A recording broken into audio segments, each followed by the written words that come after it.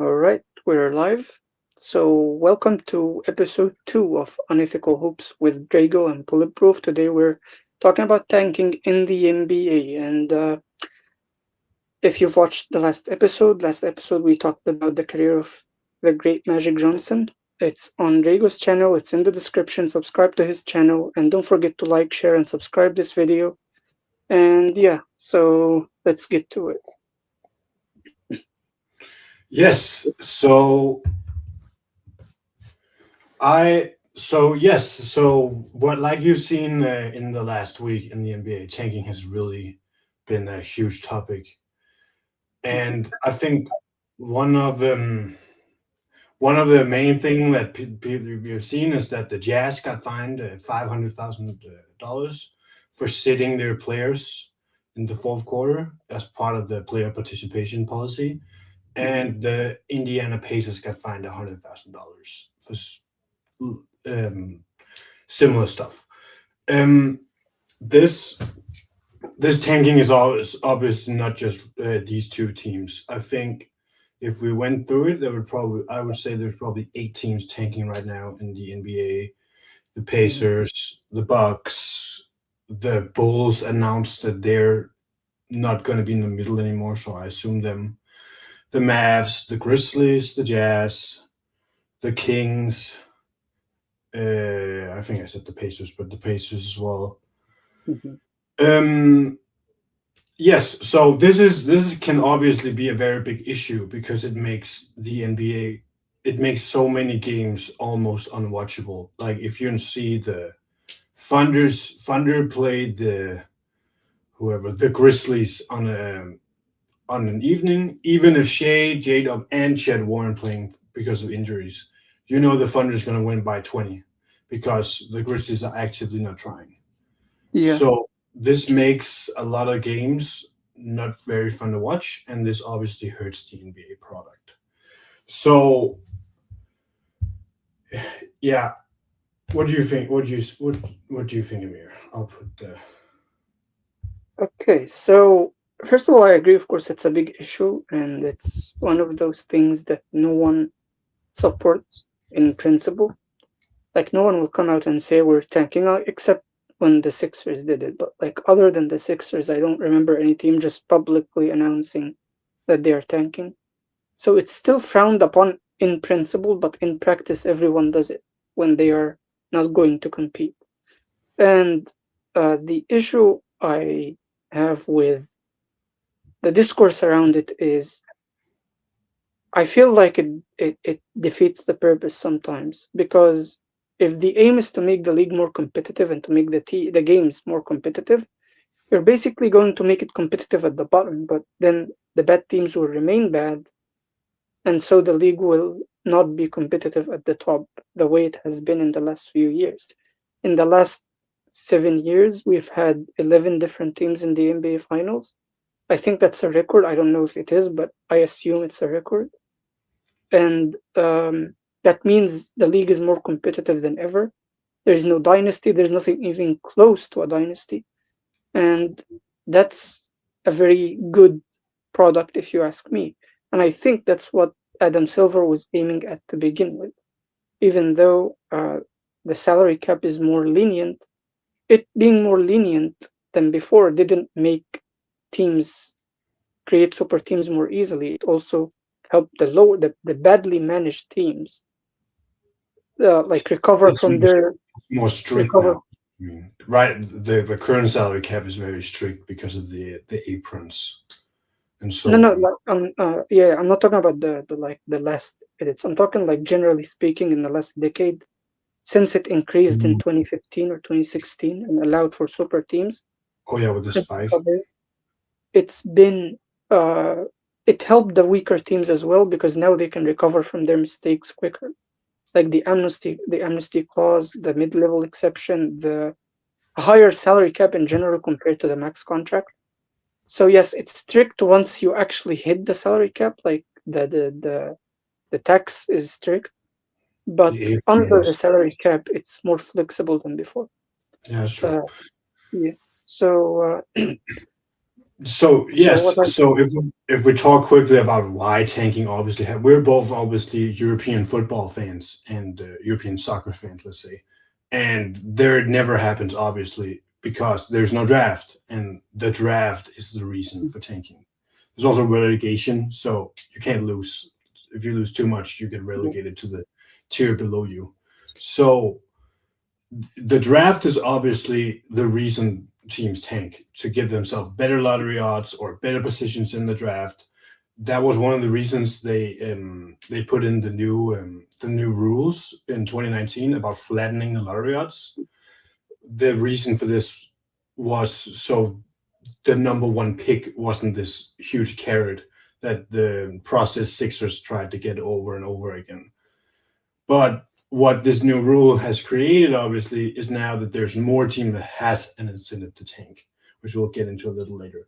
But if we talk quickly about the draft, the main purpose of the draft is obviously is to redistribute the best players in European soccer. What you see is that all the good young players go to all the good teams because all the good team can just pay them whatever they want. So Manchester City sees a young guy, Erling Haaland, developing in Dortmund, so they give him $100 million or whatever, and he comes over there and plays for them. So what the NBA does is then they give the worst teams the right to sign those players first. And I Mhm. think this is a very good thing for the NBA. It makes it more competitive, and it also doesn't. It makes it so that it's not the same teams as good always. So any of these tanking solutions, I do think, has to kind of keep this in mind that this is the main purpose of the draft. So we Mhm. can get into that a little bit later, but the main purpose of the draft is obviously to get the bad teams the best young players so they can become good. And when the other good teams then become bad, they get the good young players. This right now maybe isn't as true as you would think it is because you can't really tell who's just bad and who's tanking. What it happens Exactly. right now is it's almost that it's the most shameless teams that gets the highest odds of the draft pick because it's the teams that just tank the most. Because you can obviously control whether you try to win a game or not by not playing your good players or sitting them in the fourth quarter or the coach calling bad plays. I think we've even reached the point in NBA tanking where the coaches are now in on it. Like the coaches are actively like joined Yeah. in who win like in trying to lose. You see that with Will Hardy as in the Jazz as the most clear example.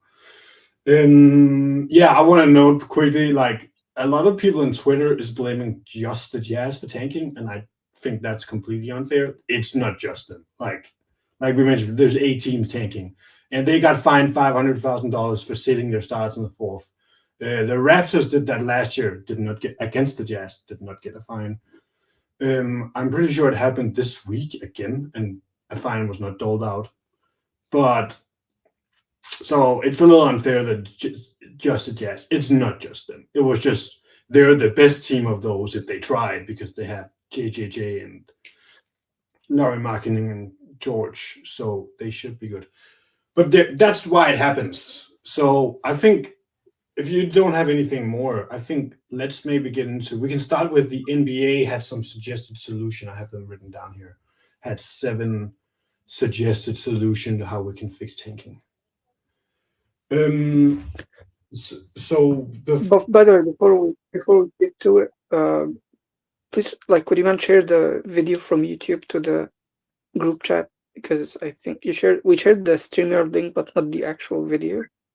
So yeah, like that would probably help. Uh, and while you do that, I just want to say, first, I agree, of course, that the big issue, the difference between the NBA and the other leagues is um, it's not just football in Europe, but generally, like around the globe, most sports. It's just a few teams at the top that have all the money and all the good players. Everyone else is just surviving. Actually, the fact that the bad games are competitive does not make them more watchable. And that is why I still feel like the NBA is should not go crazy with any solution because teams between bad teams will not be watchable whether they're competitive or not in every sport, in every league. If the two teams at the top are playing, it doesn't matter if they're trying to win or not. People are not subscribing to NBA League Pass to watch these teams play. So let's not go crazy with the solutions because you're gonna have bad games regardless. You have 30 teams, you're gonna have bad games. If two bad teams, like genuinely bad teams, are playing, no one wants to watch that. So while trying to make it more competitive, don't like ruin the identity of the league. I don't want to call it that, but it's like the NBA is more of a socialist league in a way. It When it comes tries to to, sports, American is socialists. I don't know why, but yeah, it that's a makes problem. sense because it makes sure I that love every that. 30 teams, all of the 30 markets, are invested because they can always think, okay, if we get AJ DeBanza, we can win. If we get Cambusa, we can win. Instead of the Premier League, it's the only way you can win is some rich Arab guy buys your team if you suck. Like Mhm. Leicester got bought by I think it was a guy from Thailand or Vietnam. I'm not sure where he's from, and they it wasn't as extreme as with other teams, but they became competitive because they got money in Manchester City, obviously Newcastle, so on and so forth. Here there is actually like all of the 30 teams can win. Like Mhm. yeah, the Kings don't win, but that's because their owner is like bad at making decisions. It's not Mhm. because they don't have the facilities for it. It's not because their owners make less is less rich than the other owners. It's more because they make wrong decisions. So if you got a Yeah. competent GM, then you'd be solid. I think quickly, um, a lot of the discourse is about um that people talk about tanking like it's unethical or unethical hoops apparently, but or that it's wrong or teams should stop doing it, or like the teams are responding to the incentives you put in front of them. Mhm. If the incentive is 11% chance of getting Victor Wembanyama or a 2% chance, every smart person takes the 11% chance, obviously. And there's no incentive to, and we're not going to win a championship because we're not that good right now. So of course we're going to try to get these generational prospects. That is our way forward. So I don't think like it's not unethical. In my opinion, maybe it's even more. It's more unethical, wrong, non-competitive, or how you want to see it. Like the Bulls and the Kings, who have very consistently just been in the complete middle of the NBA and has never gotten better because they don't really get the top picks because they're always in the middle, and therefore they just sit there. And in my mind, that's more uncompetitive than the Jazz being like, okay, we're gonna try to like go for it. Let's win a championship by getting AJ or Darren or so on. Like they're trying to think long term and not just okay, can we win this one game in front of us? Like, yeah, that's not the goal. The goal is to win a championship. Um, yeah, so I think that's it. If we talk quickly about the form tanking takes often, Yeah. Are you um, still? Oh, what did you say, Amia?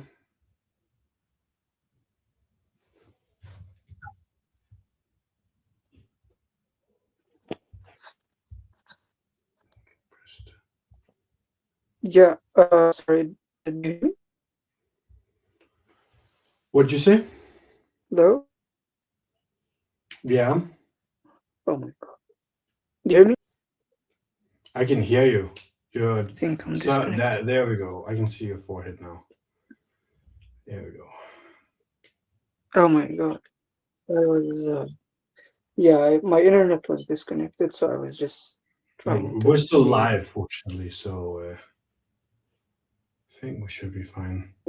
Yeah. Let's hope it doesn't go off. Anyway. So you hear me now, right? I hear you. Okay. So I was gonna say that I disagree with your wording, but not the idea. Like, yeah, I feel like it is unethical because these people pay money to watch you play, like the crowd and the people that are supporting your team. And I feel like when you're sitting your best players or you're losing on purpose, you're basically not giving them what they paid for. So that to me makes it unethical in principle because the reason the NBA has all that much money is because of the fans. You know, the fans consume the product and they pay a lot of money to consume it. So you owe them, like each team owes their own fans to play every single night. And I feel like that's what makes it unethical because like when you look at the amount of money the NBA players make, the even the lowest like the lowest tier of players make more money than any other sport. I think they have the highest minimum wage in the world in any field, even not just in sports. I don't think any league or any field in the world has a higher minimum salary than That the sounds NBA. right. That I sound could be right. wrong. For Yeah, the players, like that sound right. I could be wrong, but what? I feel that sounds right. It's probably right. If you look at just the Yeah, players, like like $2 million a year is probably the minimum, highest minimum wage. yeah. So that's why I think like you owe teams that at least. I mean, there was a guy putting these numbers, the salaries in perspective on Instagram. He said if you earn $1 per like one step, every step you take, and you walk around the United States 12 times, you'll still not make the money that Kent Bazemore made in his career. I can't And you're more. telling me that tanking is ethical? Like, bro, no, it's not. But I hear that argument, and there is fans out there that don't like the team's tanking. Obviously, Ox is an example, who's a Kings fan who don't like tanking. But I will say this: there's probably way more like fans of these bad teams that are like, let's not, like, they don't want to be the Chicago Bulls. They want to be the Spurs. They want to get Wemby, Stefan, Hub. I think the fans are also in on it. Like, even in the NFL, they make up slogans for the quarterbacks they want to tank for. In the Andrew Luck, they were doing "suck for luck" because they wanted Andrew Luck.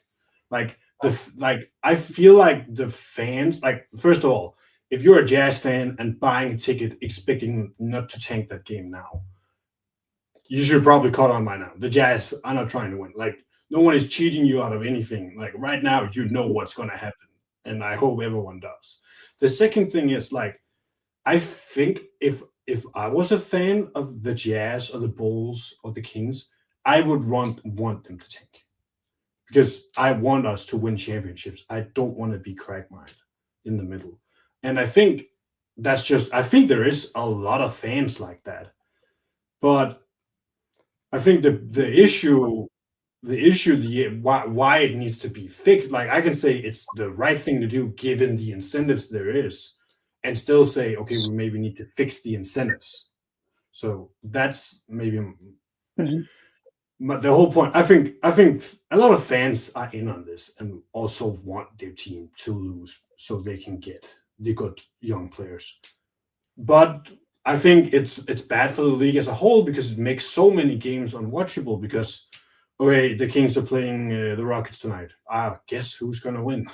Like, it's probably like the Rockets, and it's not like if the Kings were actually like just not trying to lose, it would probably be like 20-80. But now it's like 99-1 or something.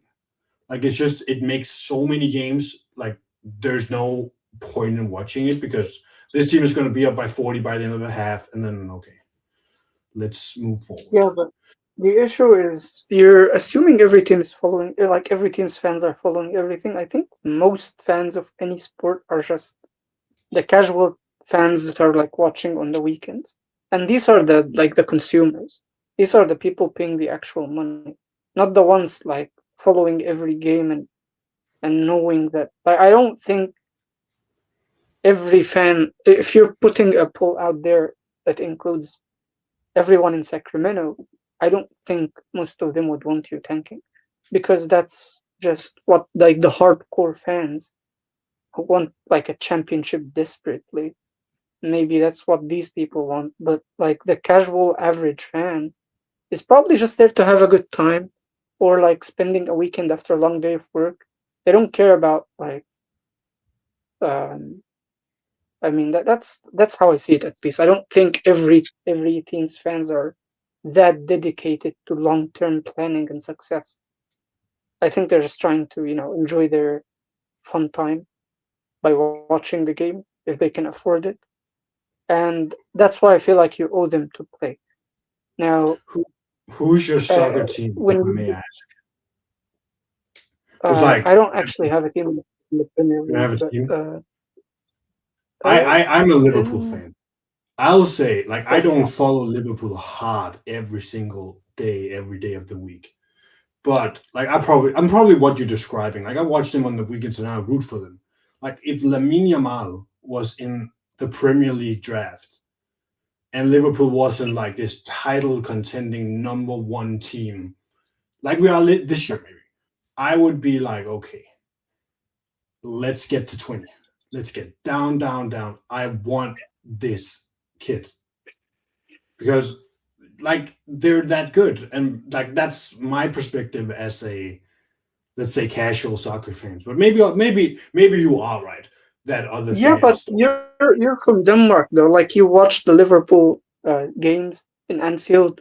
The crowd are. Do you think the crowd will be that enthusiastic if instead of playing like the better players like Van Dijk, Salah, all of these guys, you're just putting in like the worst players like Joe Gomez at center forward so that you're tanking to like the atmosphere of the game will be completely lost. Oh, the atmosphere would There is no suck.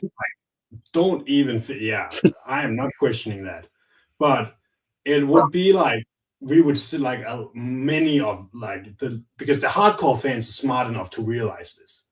The hardcore fans can see, okay, we want Lamine Yamal. Give us Lamine Yamal. So they'll be like, okay, they're figuring it out. The casual fans, like it's of course there are fans out there that don't see the point, but I feel like at least what I'm hearing, maybe I'm wrong, but I feel like a lot of fans do see the point in tanking. But I I maybe I am wrong that fans don't like it, but I feel like I've heard a lot of places that fans are somewhat in on it and they want the good young players. But let's get to the solutions. I would suggest we start the NBA proposed seven. So like not proposed, but it leaked that there were seven proposals they had up and turning, which I think it's a good thing to like discuss things. So I don't want to just call them idiots for even considering things. But I do think you need to consider things. But yes, the first proposal we have heard out there is no more pick protections that's not either top four or lottery protected. Um, I do think if you look at how tanking is now, like some of the most shameless tankers are the Wizards and the Jazz, who have a top eight protected pick. Both the Wizards 0-1 to the Knicks and the Jazz 0-1 to OKC. So I would say that makes a lot of sense. I think that proposal is just dead on. That needs to happen because it takes away so much of the incentive to just tank to not lose your pick. So it's either okay, I'm ninth or eighth. Like, what's the big difference here? Oh, streaming alone. We're still on, right? Let me make sure. Okay, we are still on. Good. Good work, StreamYard. Okay, I'll talk, and when Amir comes back, he'll come back. Yeah, the no more. Yeah, first proposal, no top four. Only the first proposal the NBA laid out there is you can only protect picks either in the top four or lottery protected. I think this makes a lot of sense. We've seen the most shameless tanking this year is the Jazz and the Wizards, who have a top eight protected pick out there they want to keep. This obviously just helps the incentive in that you're not either losing your pick or keeping it and having a chance at winning. Like it's not either I lose it or I keep it. It's either it's eighth or ninth. And I do think that makes sense. In case of the top four protected, why this makes sense is as soon as you're outside of the top four, a top five, being the fifth pick, even if you have the worst record in the league, is still actually the most likely thing to happen because it's most likely that you get jumped by four other teams, so they move over you in the lottery. So thereby, it creates that it's either like a random chance to a keep it or do I not.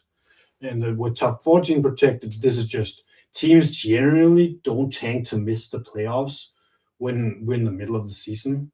So I do think that proposal makes a lot of sense. I think you could maybe tweak it to make it top 18 protected, so it's not play in or not. But I think either lottery protected and top four protected makes a lot of sense. Um, the second proposal we have here is freezing the lottery odds at All Star.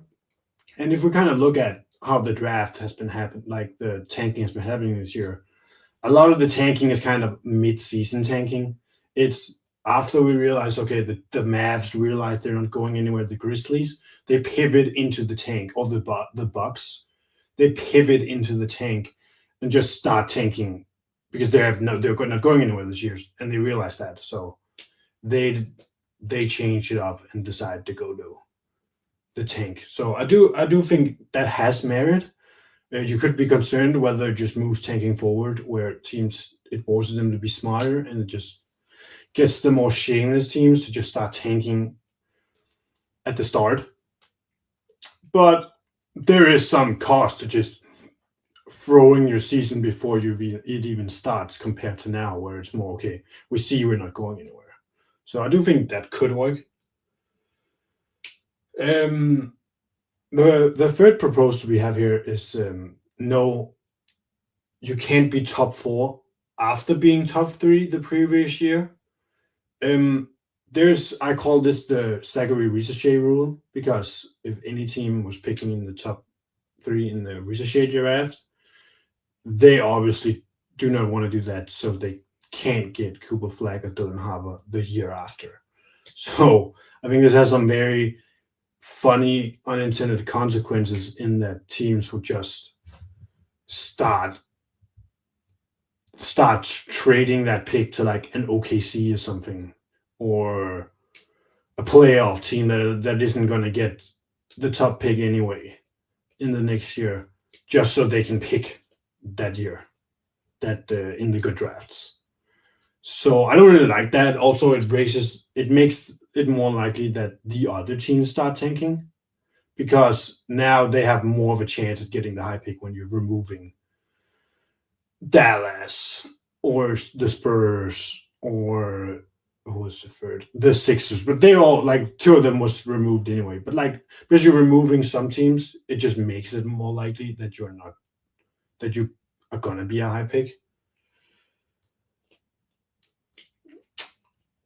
So yeah, I mean, are you back? I'm back yet. We're still live, right? Yeah, we're still live. It's still Okay, working. good, because I did get disconnected like fully, and we're still live. So we knew it does work, fortunately. So Okay. that was the I biggest work. Anyway, back to while what you you were were saying. I gone, heard the second and third solutions, but I didn't hear the first one. the first one is no top four or top 14. Like no, only you can only protect your pick top four or lottery protected. So you can't have a top eight protected pick. And I said I think that makes sense because a lot of the most brazen tanking is by people who have their pick protected, like the Wizards and the Jazz this year, where Mhm. it's if it's ninth, we just lose it, and if it's eighth, we at least keep it. So I do think for them that proposal does make sense, and I don't think it. There's not many trades that are not going to get made because we're a top six protected pick instead of a top four protected pick. So I Yeah, I do like that proposal, and just so people ask before people ask if your pick is top four protected, even if you have the worst record in the league, it's a 50-50 shot whether you keep it or not because of how the lottery works right now. So I do Mhm. think that that proposal makes sense. Yeah, but the protections are going crazy. Do you remember that one we were laughing about, the one where it would go to 2031 if it was in the The middle, but it Pacers has and the a Clippers. double protection with a window in the middle where it goes to 2031. That was a Yeah, crazy protection.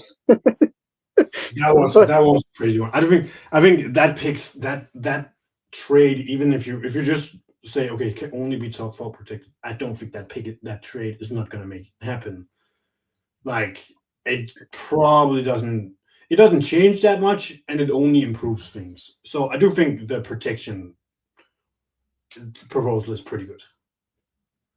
yeah, but I don't think it stops tanking mainly. It just stops like some throwing away specific games, I like the think it helps. It threshold doesn't games. stop it, but I do think it would make at least give the Wizards and Jazz less incentive to tank because Yeah. okay, if we're eighth, we get it, and ninth, we don't get it. But now it's kind of it makes it more. It gives them more incentive. It's not perfect, obviously, because the Mavs and Grizzlies are still tanking, and they don't have protected picks. I think, but Mm. I think it's somewhat of a thing. Did you have anything to the freeze the odds at All Star or the no top four after top three? The other ones, okay, the freeze the odds at All Star will just make the games less competitive before the All Star game, but I think we already have a problem with that. Like in the league today, in general, teams are more serious after the All Star game anyway. So this could be a good thing, but I don't know how good it will be, to be honest, because that just makes the first like half of the league unwatchable across the board, which is crazy. Like the teams that have rookies, good rookies, you want to watch them play hard. You don't want to watch them tanking from day one, you know? At least when they start the tanking midway through the season, you've watched them play before they started tanking. But now that they have to tank early, it would be an issue.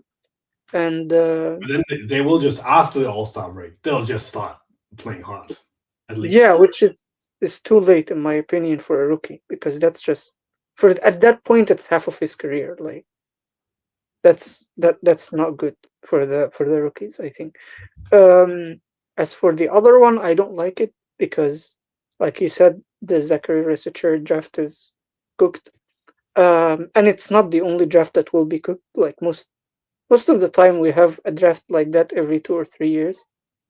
So I don't think. Was it Paulo that was the year before Wemby? Yeah, I think so. Yeah, watch the Magic trade that pick in a heartbeat, so they don't miss the chance of the week to win Manama. Yeah, but then the pick itself will not be a high value pick anyway. So No, because it's the first pick though. So like the OKC would like not OKC who won Boston no one the would want Nuggets. anything from that Zachary Researcher. But it's an odd draft. Let's say that most bad drafts at least have one or two good players. So This like draft is best, but the Nuggets in 22 or the Warriors could still be like okay we're not getting the first pick next year for Wemby anyway because we're trying to win a championship. So okay yeah we'll give you something for Paolo Banchero this first pick we can start to try and develop. So yeah, I it could think be that like would be one of the first. A Jonathan Kaminga for that pick, for example. For Yeah, example, yeah. yeah, Maybe yeah, you could but nothing crazy. Like you're not trading. Um, like you're not trading. This is not one of those Paul George trade scenarios. This is just you're getting like a Jonathan Kaminga. It could work. Yeah, like that solution could be, but I still don't like it. no, Um, it's not. I don't think it's a very good. yeah, Also because like I don't like it. Yeah. sometimes, yeah. The next one is no top four after making the conference final. So this is like the Pacers this year, the the gap year teams, the Mavs in last year. The Mavs last year would be because they made the finals the year before. So I don't like this because some teams legitimately need them because LeBron leaves in free agency for the Cavs in 2018. So, and I also don't know if I think it's that bad to the Pacers actually get it, even though I mean, from it doesn't really help the tanking. It just means the Pacers can't tank, but they can still tank and get the fifth pick. Just can't get top four. Yeah, So it makes the league even more socialist. yeah, in a sense, Like and also you're the trying other problem is to, it but I gives the mean, other it does. It's not.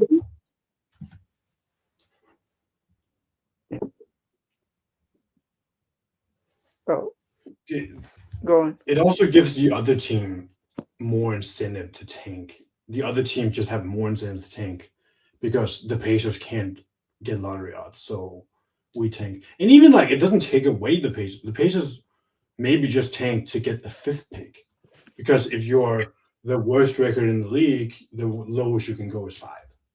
So yeah, that's I don't think a lot of people like these. You can't be top four the year after. I do want to mention when we get to the one of the other ones is the flat odds, which I think they had from 85 to 93 ish, and they changed it because the Magic got the number one pick 2 years in a row, one for Shaq, and then they barely missed the playoffs and got the pick they traded for Penny Hardaway, and that just Mhm. created a huge uproar. And I do think if you are doing the flat odds, one thing you could say is you can't get the number one overall pick in like back to back years, or like you could do something where you're not just one team barely misses the playoff with the LeBron or Shaq, and then they get the number one overall pick the year after. Again, the Ricochet issue. What if that number one pick just sucks? But usually, Zachary Ricochet drafts are a anomaly. So even like in the Paolo draft, teams would be happy with Paolo because just getting the number one overall pick in a flat odds regime is very unlikely.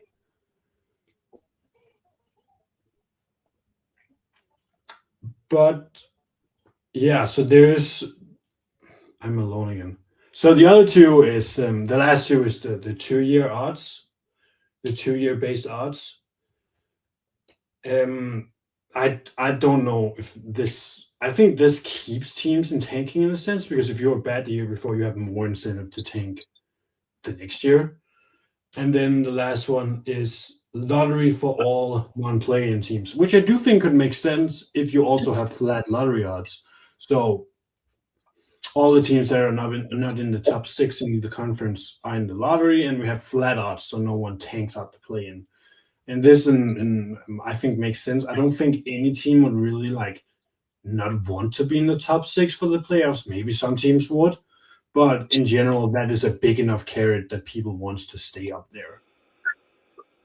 So those are the proposals. If I had to pick something, I would say the flat odds, the top four and top 14 protected picks is the number one. No protections beside top four and top 14 untraded picks. That one I think they just need to do. That's super simple, and I don't think it changed that much, and it's only an improvement. Then I do also like the flat odds idea, and this is because something Adam Silver mentioned, where right now you can't really tell the difference between the bad teams and the decent teams because the decent teams tank. There's no way for you to difference between those. So you might as well just make it flat lottery odds for everyone not making the playoffs. So Yeah, these guys are good enough to look bad. Like they know how to play basketball in a way that makes you think they are that bad. They are good enough for that. So yeah. yeah, because like the Jazz and the Pacers are not really teams that need a number one overall pick to be competitive. Like they're not the I guess the Kings. The Kings is probably a decent example, but they also have a ton of guys hurt and Sabonis with the meniscus. They're not like actually like the Jazz and the Wizards. If they tried, I said the Wizards because the Jazz and the Pacers. I mean, if they just started trying right now, they could probably make the play in playoffs because they're decent teams, and Halliburton is coming back next year. So Mhm. I don't think this redistribution that we talked about with the draft before. I don't think you're sacrificing that much by making the odds flat. So that is a proposal I would actually I am getting more warmer. And then the top 14 and top 4 protect the pick you need to do so teams Yeah, don't just blatantly tank out of being like the 76 did last year. If you're the sixth, if you're top six protected pick, you tank to be the worst record in the league, so you don't lose your pick you've traded. okay, but you said you have proposals yourself. I think you sent Yes, one this yes, proposal. I So have.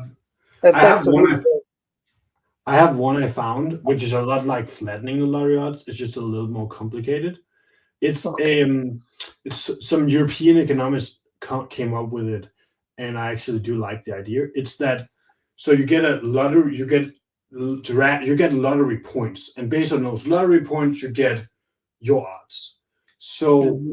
the team, if you get wins, give you more lottery points, but the higher you rank in the league takes away your lottery points. So if you're the best team, if you're the worst team in the league, you would you would want to have 28 wins or something. You want to have as many wins you can without being a higher ranked team. That kind of gives you the better odds. So if you're the best team in the league, OKC, even though you have a lot of wins because you're ranked so high in the league, you don't have lottery odds. It's essentially the point of the proposal. So how they've written it up is that it's you get a point for your wins, and then you take away points for based on like a function or a formula based on how high you rank in the league. So the best thing you could probably do in that league was to be the worst team in the league, winning 28 games. Then you would have a pretty high chance in the lottery. Hmm. And they kind of looked at some of the previous years and how it looked at that the top 10 teams are all pretty even, and then after that it kind of falls. But because you can't game it in the same way that you can now, because it's not this if you're 10th or 11th, it's not strictly based on do I rank 10th or do I rank 11th worst in the league. It's based on do I how many wins do I get. So that is it is I do think it's a pretty decent proposal where you get a point for win, but you take away points for being ranked too good, being ranked too high. So like OKC is not getting the first overall pick, obviously, because they're ranked too high. Yeah, but how do make sense in the end of the season? But during the season, how do you control that? What are you saying? How do you control that during the season? Though? Like, how do you know that by the end of the season the records will be more compact? Like, they wouldn't be so spread apart. So you'll have the worst team in the league winning 25 games instead of 15. Like, how do you know that this will be the case? Because if every team is being competitive, maybe some teams will just be that bad. It's Oh, I like I the I don't I don't know that. Like it's not like I think what I was trying to say is more if you were the worst team in the league, you would ideally want as many wins as possible while still being the lowest ranked teams. That's how you're giving yourself the best odds at the lottery. But because of how the system would be set up, but how they've kind of tried to simulate who would get the picks. You obviously don't know how it changes the incentives, but even like the what's it called the process sixes that won like 10 games or 11 games or something would still have like they would have the 12 best odds, but it's like 8% or something, 8-7% at the number one pick or something. So you're not completely dead, oh, but so it you also really so you, incentivizes you to win during the season. I get it, but I think it's very difficult to formulate something like this. It Like you is. said, It's not. an economist It's came up not with it, so as that means complicated. I'll say. It is But complicated to like come up with the exact formula, not the concept itself. But it's complicated to come up with the formula. Uh, but yeah, like in theory, I like it. Of course, it does look very good on in theory, like on paper. But how do you actually put that in practice? I don't know. Maybe if I see it, I'll have a clearer picture on if it will work or not. But that's a good thing. Um, Other people were talking about financial proposals. Do you think these will work? I don't no, think these guys are like going to lose any money. If you have that much money, like enough money to be an MBA owner, I do not think any financial um, reparations are going to do anything the for the. I heard a former NBA front office talk about this, and he said that like owners have told him, if you had to pay me, if I had to give $5 million to get to be sure right now of getting the number one odds in the draft, give it to me right now. Give me AJ. Like no one, like these owners don't care. Yeah, And what it would be is yeah. like the rich owners would be the one benefiting from it. It would give them a little more. They would have a little more because yeah, maybe Michael Jordan, who is a poor NBA owner, would care, but Steve Ballmer wouldn't because he's $40 billion to $100 billion worth, and he gets that just from Microsoft. So I don't think financial incentives work. I do think the way you do this is mostly with the carrot, not the stick. Like you have to change what they want, not punish them from doing you because you can't. It doesn't. You can't say like it's very hard to formulate into a rule what is tanking. Like how do you Yeah, prove that this team tanked? So I think the most effective things is to change what they want in the end, not punish them from deviating from that. However, I do also have a proposal about the carrot, the stick. or there's a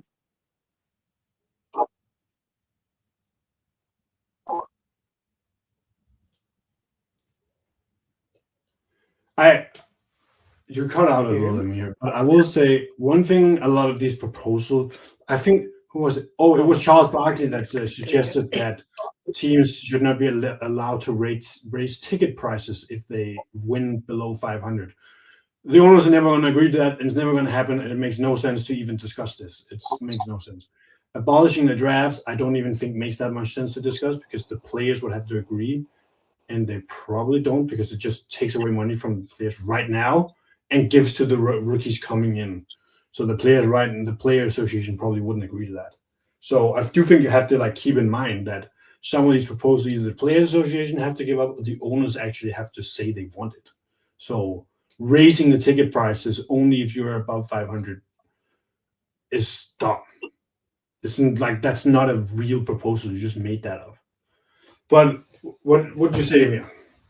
Yeah, I was gonna say that it's I don't like the idea of like removing the draft, even though it's better for the players coming in because it's like the draft is a very unfair system that's only compensated for by the amount of money they make. But like in theory, it's a very unfair system. Or I mean in practice. It's an unfair system because it forces you to play somewhere you probably don't want to play. And that makes it unfair. Uh, but I think the idea of controlling it is going to be I actually think a more extreme approach could be used. Like they tried the approach of making the 14th team as close to the first team so that you don't have an incentive to lose more, but they're still losing more, even more than they did before they did that. So I would say, what about bringing it back to the absolute worst teams in the league have very high odds, but anything above that is basically no odds of getting the number one pick. So if you're not like a bottom two team in the league, you're not gonna get the number one pick. Now I know that this will mean a lot of like 4 or 5 teams will be racing for those spots, but at least you're saving the next 10 teams from doing that, or like saving the fans from watching like 10 teams trying to get the number one pick as opposed to 4 or 5 teams because these are the ones that would actually be within reach of it. So That basically, means going that back you'll to have the teams like, what we had before they changed it in 2019. I do think that that could make sense. I do want to propose like just doing that, but also one thing you could do to avoid the no, seven even more than before. because like obviously you don't have to just do one thing. You can do more than one thing at the same time. The other thing you could do is if let's say you win less than 15 or 17 games, Okay, you hear me? then yeah, I can hear you. I said I think it could be a decent proposal to go back to the previous lottery odds, but I do want to give one amendment. No, If even you I, win, I was saying, yeah, I got disconnected while saying that I want them to go even more extreme with it hmm, than before to make I think that sure could make that sense. yes, we will have tanking. We will have tanking anyway. Like, let's give up the idea of eliminating tanking, but make sure that as few teams are doing it as possible, so the rest of the league is more watchable. I do think that makes That sense. I do want to just add one thing you could do to also help that a little bit is if you make it sure that if you win below 15 games maybe or 17, you can't get the number one overall pick. Because then we also avoid that in the Wimby draft, like everyone just races to the bottom and tries to win 10 games because there's a 50% chance you get Wimby if you're the that worst record in the league. So I do think I do like what you're saying. Like I do, but I do think you could add also that if you win below 15, 17, 13 games, then you're ineligible for the number one overall pick.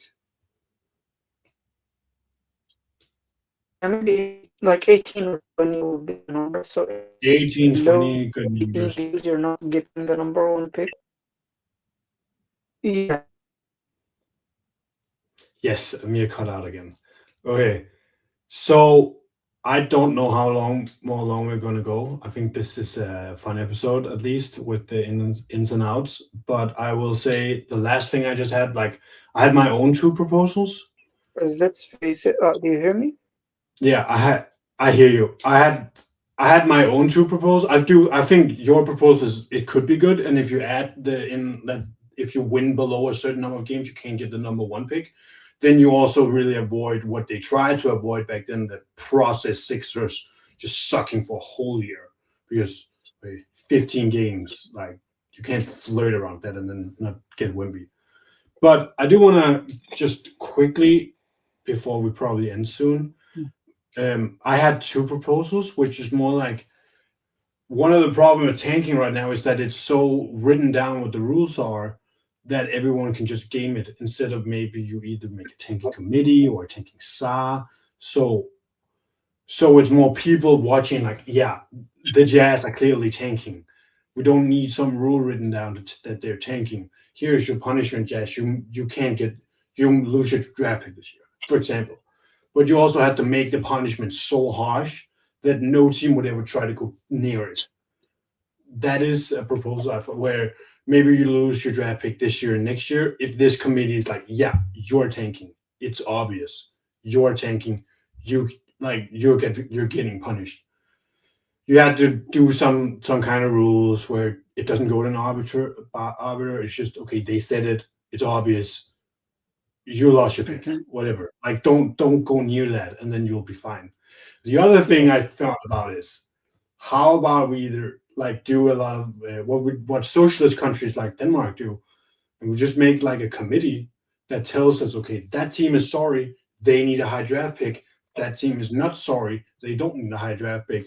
So they go and watch and like, okay, the Jazz might be playing bad because they're sitting these guys, but we know they're not sorry. Like we know, like everyone here knows the Jazz are not sorry, so they won't get the number one pick. That is something I thought of. The other could be the the problem with that is maybe that they might think like the Kings are not sorry because they have Sabonis and Levine. So they might be, oh, they're actually good because they have these players, but these players are not that good anymore. So they are actually sorry. Um, so I mean, I think I've gotten off all I need to say, but you've gone in and out so much that I don't know how much more episode I think we can squeeze out of this. Do you have anything you wanted? Like you've heard me talk a lot, obviously today. Do you have anything? Yeah, because, this episode, my internet is worse than you. Like, it's not like that most of the time. I think But next it's time not we like probably the. just try on mine because I think you running StreamYard along with this is probably not helping you. Yeah. It's but last time that the reason I didn't think it will happen was last time it didn't do anything. This time it's exceptionally bad, and last time it was good. So I cannot expect what it's good like predict what's going to happen. Anyway, let's just wrap the topic before we can talk about that after the stream. What I was gonna say is the reason I mentioned my proposal, I didn't get to finish my point because of the disconnection. I think it was Mars who brought this up. Uh, the higher the threshold, the more incentive you're giving more teams. So if you say that, okay, we're gonna have teams compete for the first pick, you're gonna have better teams losing, teams that fans want to watch play well because they are good teams. So the higher the threshold, the more teams that are going to tank, not the other way around. Because teams will want to be in the space fighting for that pick. That's why I said that I want as few teams as possible tanking because you cannot eliminate tanking entirely. So try to make it as few as possible by actually making the teams, even if they are tanking, but they have to be the worst teams in order to have a chance at it. Because let's be real, most teams, when they tank, they're looking for the number one or number two pick. They don't want the third or fourth pick. So if you have a rule that says only the two worst teams in the league will get the number one and number two pick, or like only the three worst teams in the league are going to get the top three picks, and the rest are going to be through a lottery, I think that means that you will have like four or five teams tanking, and the rest of the league is playing ethical basketball. Yeah, and then also the pick protections, like we've spoken about, because that's the Yeah, other reason these things to is to make the keep floor pick. higher. Yeah. Make the floor higher. Yeah, Yes. So that's I think that could make sense. Then along with maybe a 15 game minimum you have to win to get the number one pick, and then also a what's it called, a top four. You can only protect your picks top four or top three or lottery protect them. You can't mhm. protect them beyond that because right now that's where it's the most present. So I think there is some good proposals out there. I'll link the working paper to the economists. It's like a page long. It shouldn't be too bad for people to read, and the math is not terrible. So I'll Yeah. link it if someone want to read it. But I think it's been a fun episode. Let's say it like that. We'll be back on my channel next week. We'll talk about Larry Bird's career. So back to basketball and not this unethical tanking nonsense we talk about today. So we'll be back on the court next Mhm. Sunday. Yep. Peace out. Don't forget to like, share, and subscribe. And also in the description, like, share, and subscribe to Drago's channel. And yeah, next time it will be basketball. But yeah, I think we'll have one episode.